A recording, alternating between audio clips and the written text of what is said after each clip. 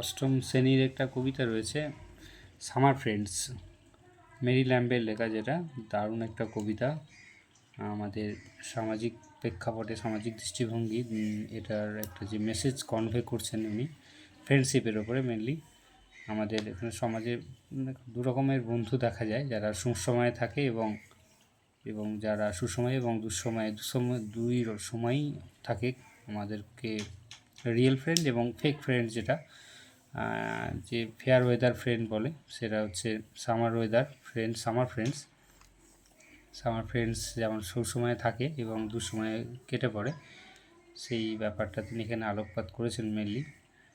তো প্রথমে আমরা মেরি ল্যাম্ব সম্পর্কে জানবো। Mary Lamb was a famous English poet and writer.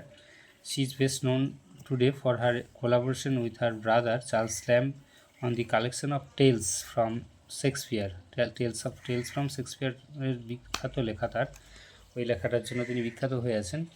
She and her brother presided over a literary circle in London that included poets like Wordsworth and Coleridge. তো Mary lamb প্রথম জীবনে formal যে শিক্ষা, সেই শিক্ষা তিনি পাননি। তিনি খুবই দরিদ্র পরিবারে জন্মগ্রহণ করেন, পুর ফ্যামিলি বিলং করতেন, এবং তিনি একজন সিমস্ট্রেস ছিলেন, মানে সেলাই করে জীবন জীবিকা নির্বাহ করতেন। এবং পরে ইনস্যানিটি এসে ভর করে, পাগলামি একটা দেখা যায়, এবং জানলে অবাক হবে এবং তোমরা শুনলে অবাক হবে যে তিনি তার মাকে কিচেনে থাকা নাইফ সেটা দিয়ে তিনি মাকে হত্যা করেন। তিনি খুবই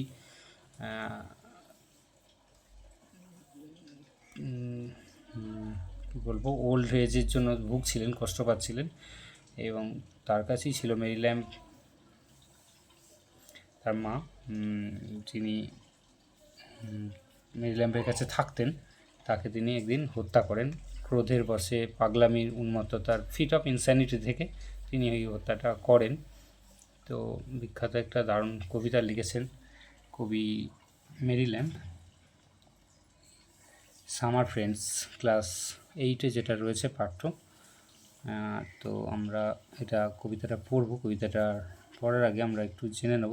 কবিতাটায় দেখব 16টা লাইন রয়েছে। 16টা লাইনের একটা অল্টারনেট রাইম স্কিম রয়েছে, যেটা A B A B, C D C D, E F E F, G H G H এইভাবে রয়েছে, এবং 4টে স্ট্যান্জা রয়েছে। প্রতিটা স্ট্যান্জায়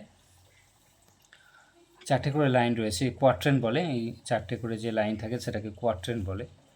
আমরা জানবো, কবিতাটা দেখব, কবিতাটা কেমন সুন্দর একটা কবিতা।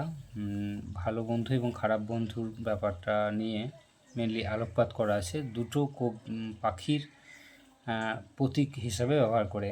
সামার ফ্রেন্ড সোয়ালো এবং স্প্যারো, যেটা দুঃসময়ে থাকে কবির কাছে। কবি স্প্যারোকেই চাইছেন যে এরকম বন্ধু যেন রিয়েল ফ্রেন্ড, স্প্যারোর মতো রিয়েল ফ্রেন্ড থাকুক আমাদের সবার জীবনে একজন করে।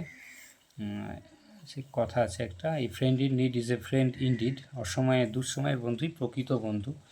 আর ফেয়ার ওয়েদার ফ্রেন্ড রয়েছে, যেটা বাংলায় একটা ইডিয়াম রয়েছে, ফেয়ার ওয়েদার ফ্রেন্ড, সুসময়ের বন্ধু।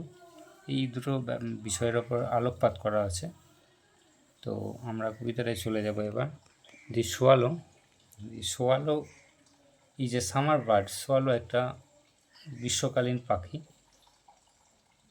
হি is our chimneys when the weather is fine and warm. তিনি সেই পাখি আমাদের চিমনিতে বসে যখন আবহাওয়া থাকে পরিষ্কার এবং উষ্ণ। মে দেন বি হার্ড, তখন হয়তো তার গান শোনা যাবে। Chirping his notes for weeks together. Twittering, chirping মানে তার কিচিরমিচির করে তার গান শোনায়, সুন্দর গান শোনায় সপ্তাহ জুড়ে। Come there but one cold wintry day. একদিন কোনো একটা দিন যদি শীত আসে, গ্রীষ্ম চলে যাওয়ার পর যদি শীত আসে কখনো, তখন away will fly, she will fly away, তার মানে সে উড়ে চলে যায়। উই ফাইন্ড দি ওয়ে, দেখি তাকে অনেক দূরে চলে গেছে। And much like him we find the way, এবং আমরা away will fly hour guest the swallow,